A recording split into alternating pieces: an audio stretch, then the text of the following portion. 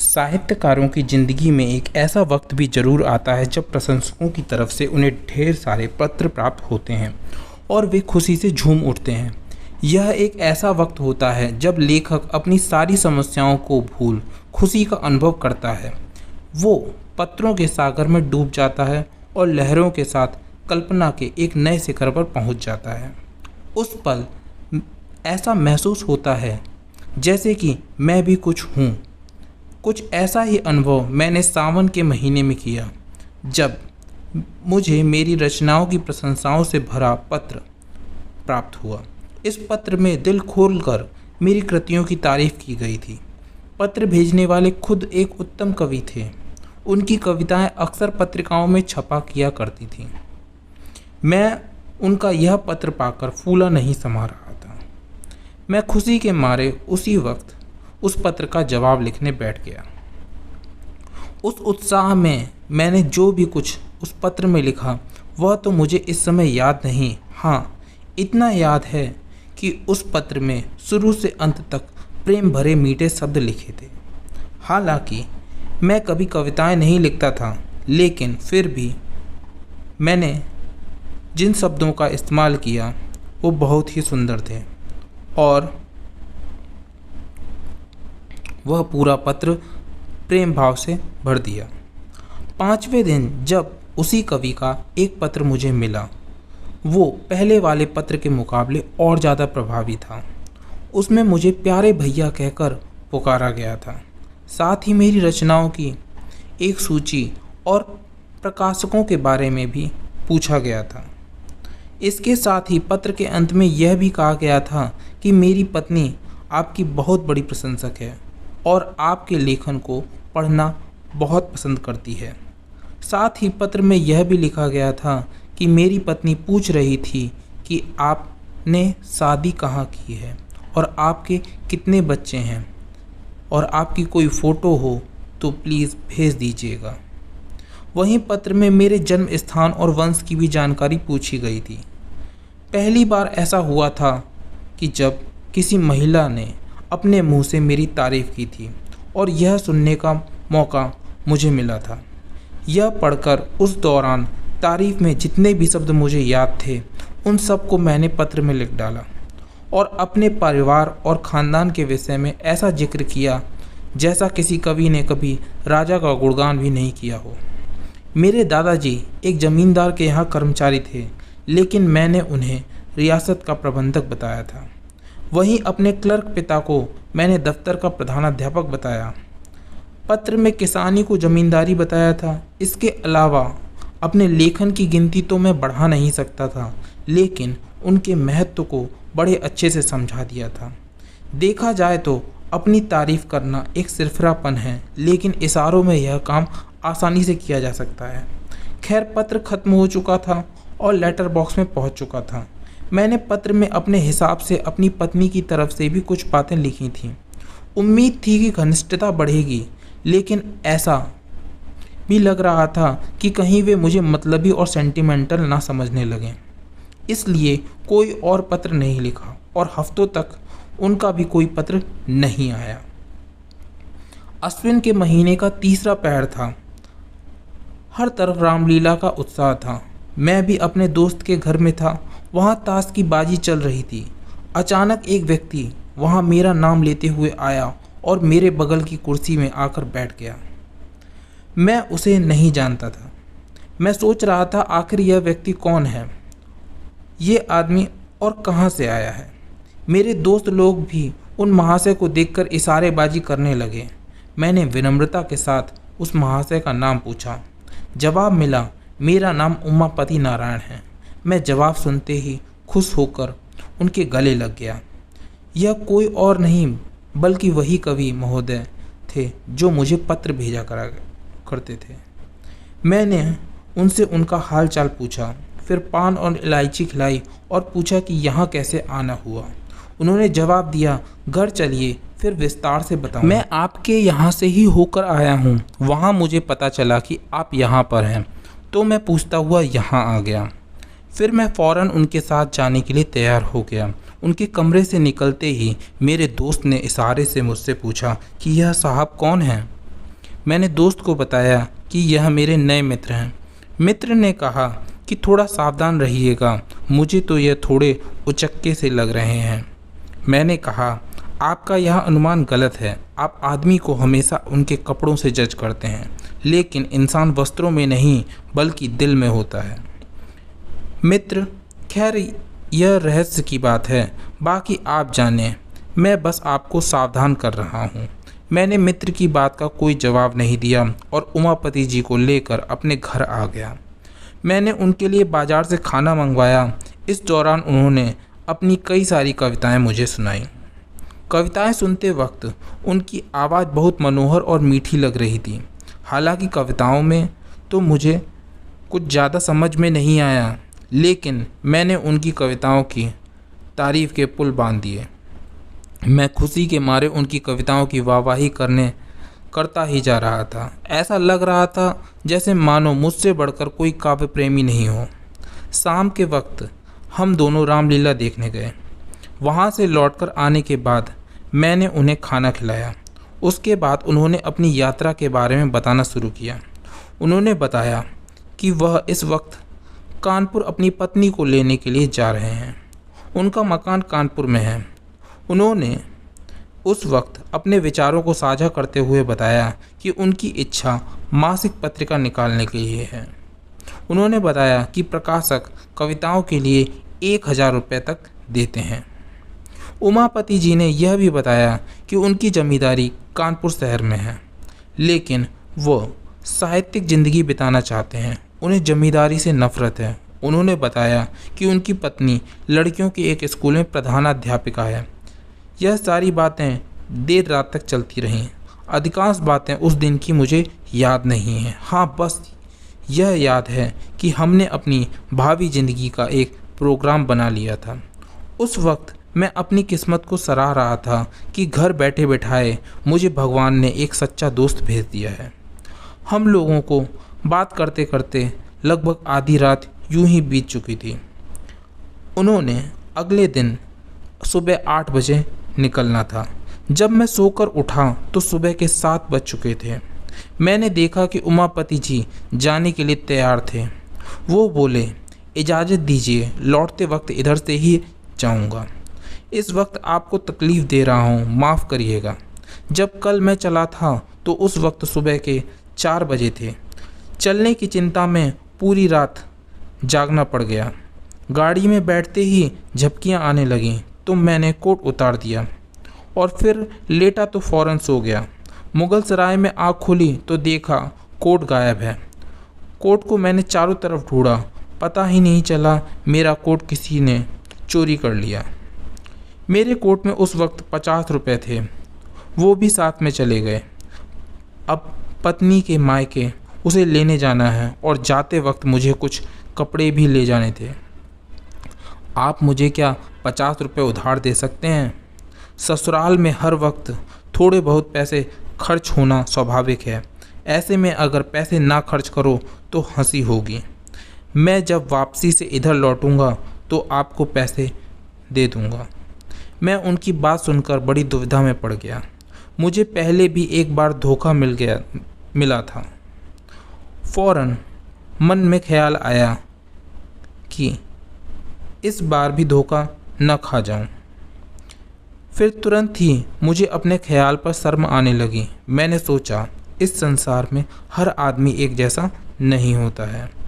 ये बेचारे कितने सज्जन आदमी हैं, इस वक्त मुसीबत में हैं। यह सोचते हुए मैंने अपनी पत्नी को कहा कि अगर तुम्हारे पास कुछ पैसे हों तो दे दो। पत्नी ने पूछा, क्या करेंगे आप पैसों का? मैंने कहा, कल जो मेरे मित्र आए हैं, किसी ने उनके रुपए सफ़र के दौरान चुरा लिए। उन्हें ससुराल अपनी पत्नी को लेने जाना है। लौटते वक्त वो पैसे दे देंगे। मेरी बातों को सुनकर पत्नी ने मजाक करते हुए कहा, तुम्हारे जितने भी दोस्त आते हैं सब तुम्हें धोखा देने ही आते हैं। मेरे पास कुछ पैसे नहीं हैं। फिर मैंने थोड़ा अपनी पत्नी को मनाते हुए कहा कि अगर पैसे हों तो दे दो ना। बेचारे तैयार होकर खड़े हैं, उनकी गाड़ी छूट जाएगी।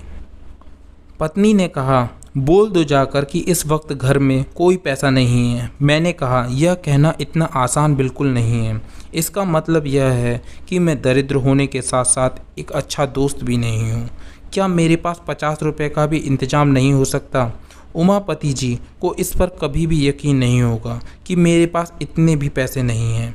इससे तो यह सही है कि मैं उनसे सीधे सीधे कह दूं कि हमें आप पर बिल्कुल भी यकीन नहीं है।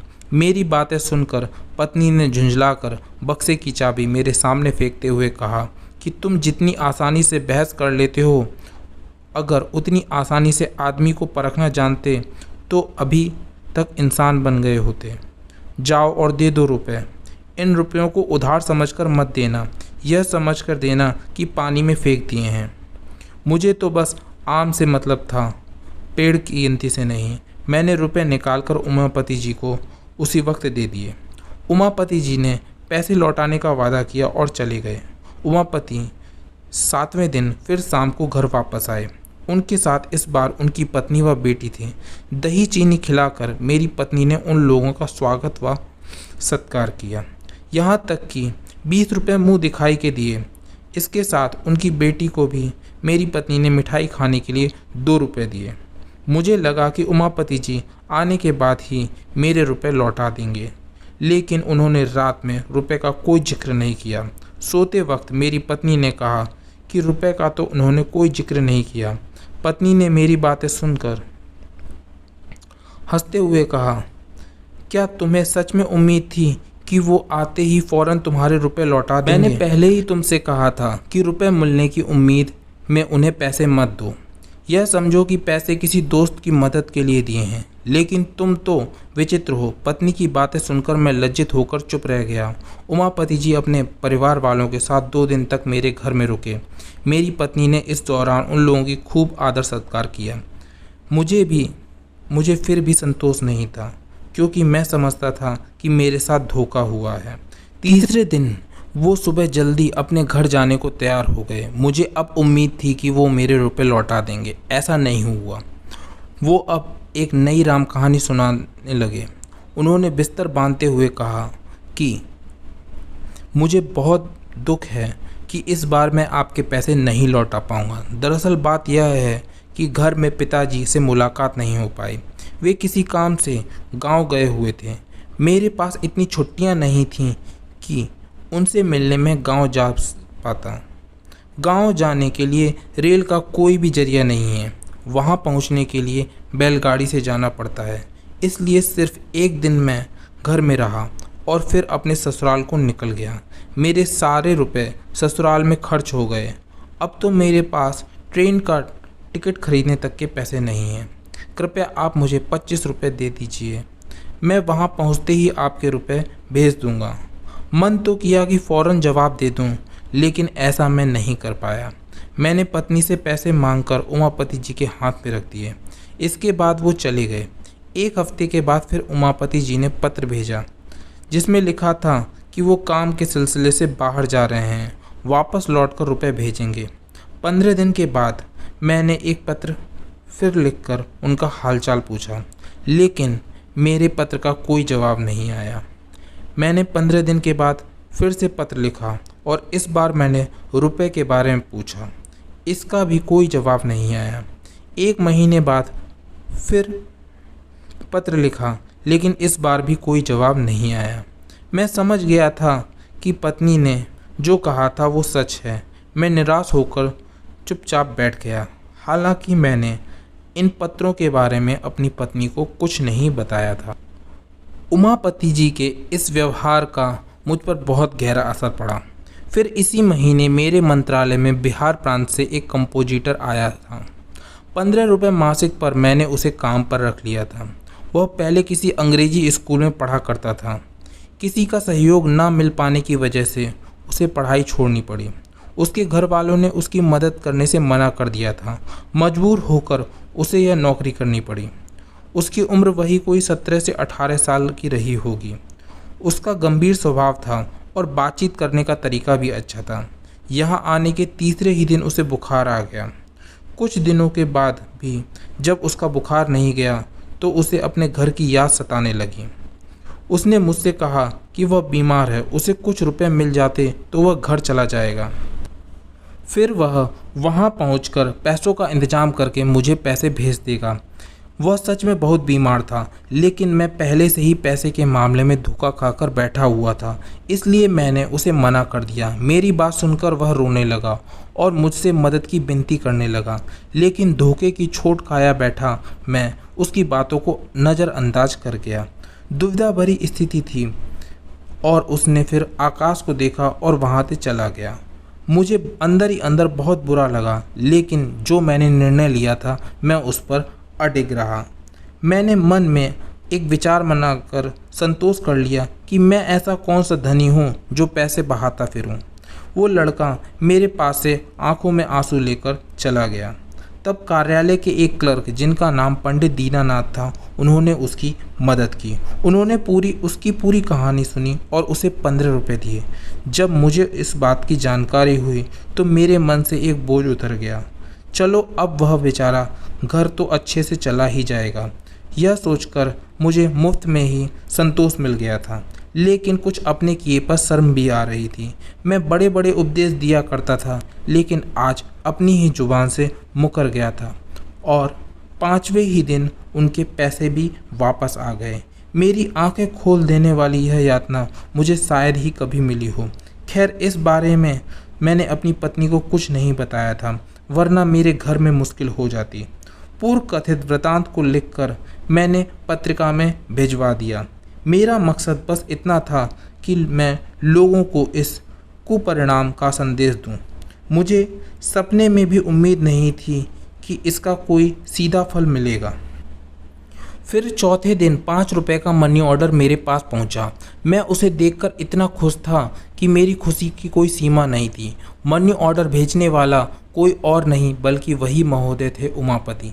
भेजे गए कूपन पर सिर्फ क्षमा शब्द लिखा था। मैंने वो पैसे लेकर अपनी पत्नी को दे दिए और वो कूपन दिखाया। पत्नी ने बड़े ही अनमने तरीके से मुझसे कहा, इसे ले जाकर अपनी अलमारी में रख लो।